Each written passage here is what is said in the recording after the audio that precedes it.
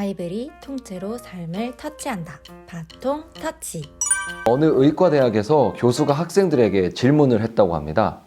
한 부부가 있는데 남편은 매독에 걸려 있고 아내는 심한 폐결핵에 걸려 있는데 이 가정에는 아이가 넷이 있는데 한 아이는 며칠 전 병으로 죽었고 남은 세 아이들도 결핵으로 살아날 가망이 거의 없습니다. 심한 폐결핵에 걸려 있는 부인은 현재 임신 중인데 어떻게 하면 좋겠습니까? 하고 질문하셨습니다. 이러자 한 학생이 손을 번쩍 들고 답변했습니다. 낙태 수술을 해야 합니다.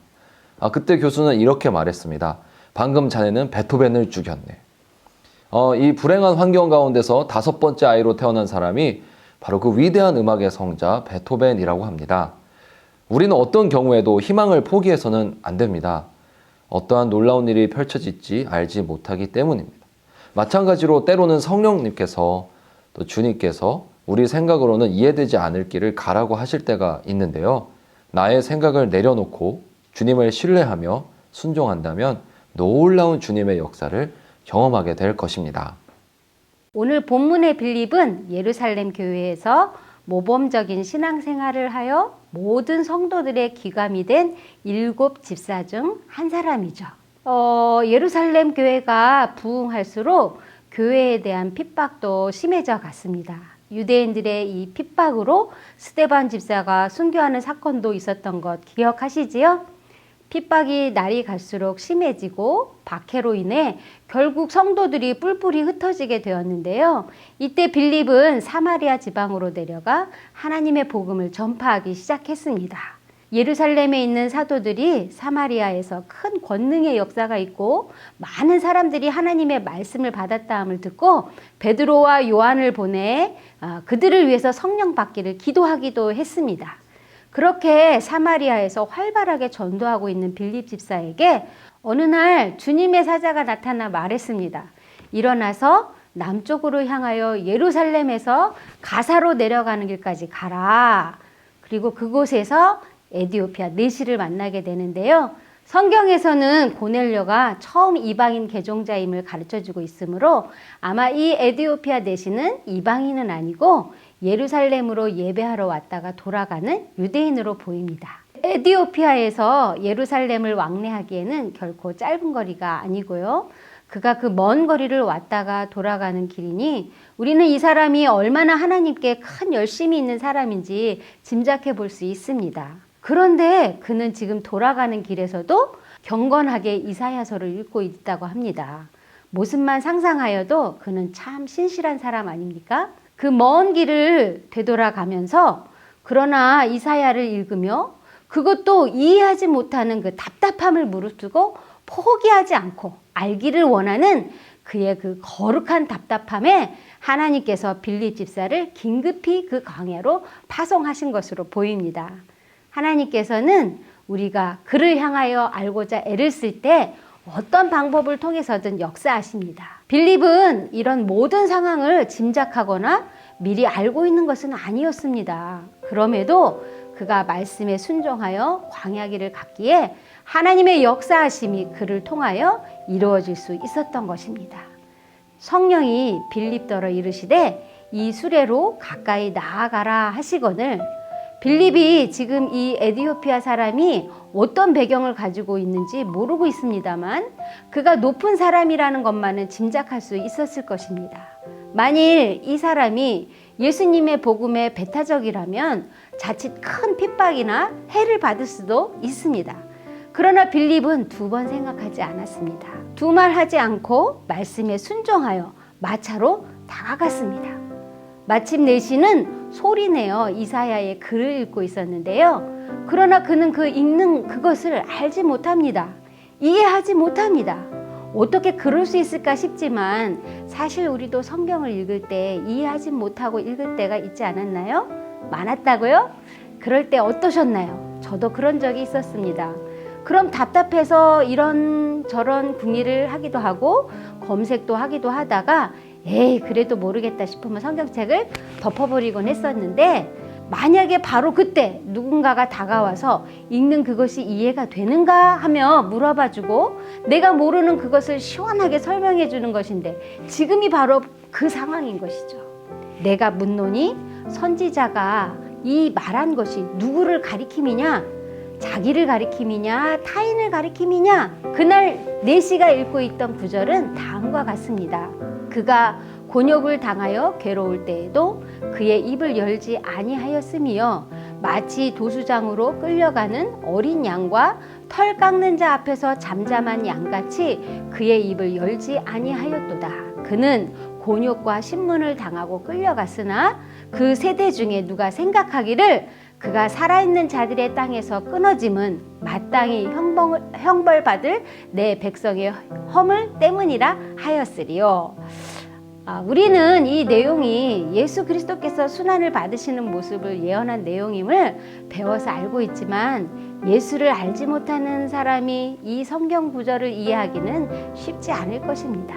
내시는 하나님을 향하여 열심은 있었지만 알지 못합니다. 그가 답답해 할 수 있는 이것이 얼마나 은혜인지 깨닫게 될 것입니다. 빌립이 입을 열어 이 글에서 시작하여 예수를 가르쳐 복음을 전합니다. 이 이야기의 전개를 보며 우리의 삶이 이와 같을 수 있다면 얼마나 좋을까. 내시는 빌립을 통하여 복음을 알게 되었고 이러한 그들의 만남이 어떻게 이어질 것인가 궁금하지만 이제 성경은 그것에 관한 언급은 없습니다. 내시는 그를 다시 볼 수 없을지 몰라도 오늘의 이 세례를 잊을 수도 없고 빌립이 전해준 복음 역시 평생토록 그의 가슴 안에 남아있게 될 것입니다. 그는 빌립을 통해 예수님을 통해 새로운 삶을 얻었습니다. 그 기쁨을 가득 안고 고국으로 돌아가서 이제 어떤 일이 벌어지게 될지 우리는 상상할 수 있습니다. 빌립의 순종이 이후 어떠한 사역들로 이디오피아에서 이루어지게 될지 상상하는 즐거움을 여러분에게 드리고 싶습니다. 때로는 우리가 살면서 우리의 삶에 도무지 이해되지 않는 방향으로 하나님이 우리를 인도하심을 느낄 때가 있습니다.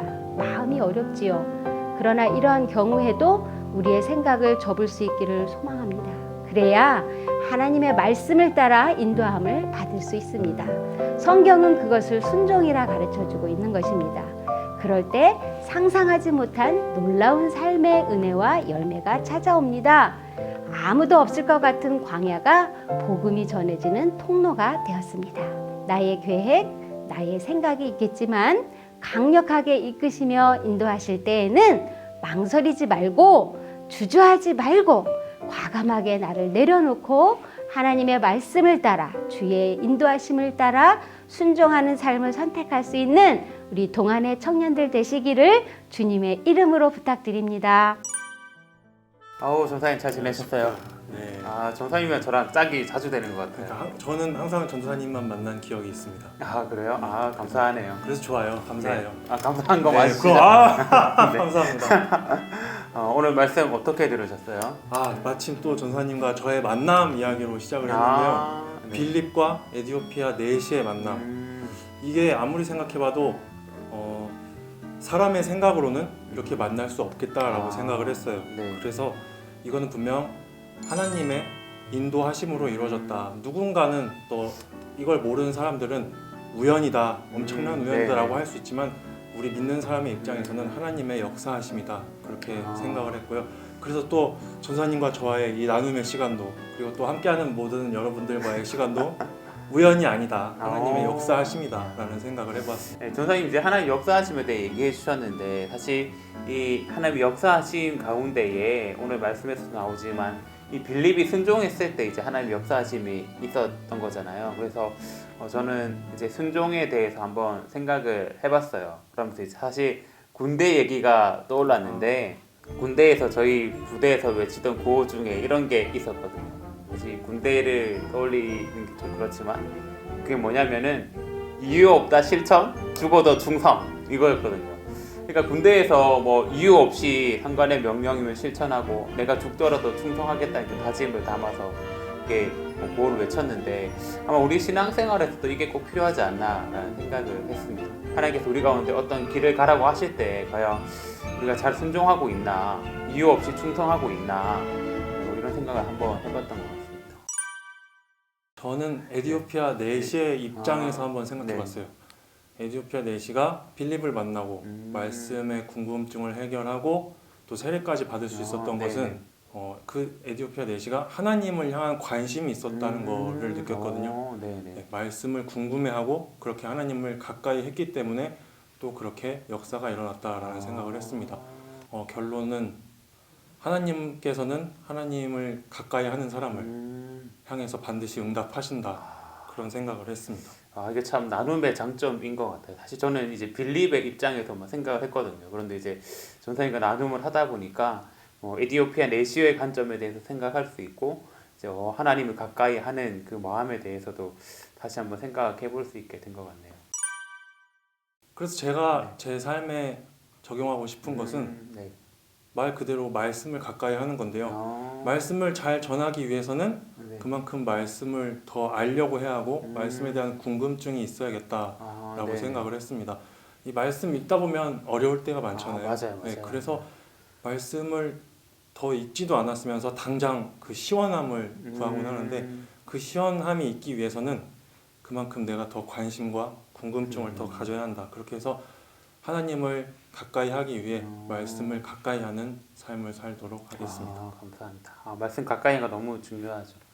저 같은 경우는 이제 순종과 관련해서 하나님 말씀에 참 순종하는 삶을 살아야겠다라는 생각을 했는데 그러면서 이제 찬양 가사가 하나 생각이 났어요. 소개를 해드리면 하나님의 부르심이란 찬양인 혹시 들어보신 적 있으신가요? 네, 들어봤습니다. 네. 거기 가사에 보면은 이런 구절이 있어요. 하나님의 부르심에는 후회하심이 없네. 내가 이 자리에 선 것도 주의 부르심이라. 하나님의 부르심에는 결코 실수가 없네. 나를 부르신 하나님의 신실하심을 믿네. 하나님께서 우리를 부르시고 우리를 어떤 길로 이제 가라고 계획하실 때는 실수가 없으시고 후회하심이 없으신데 괜히 인간의 생각을 가지고 후회하고 또 걱정하고 고민하는 게 아닌가 생각하면서 신실하시고 후회 없으신 그 주님의 그 부르신 가운데에 온전히 따라가며 순종하고자 생각을 했습니다.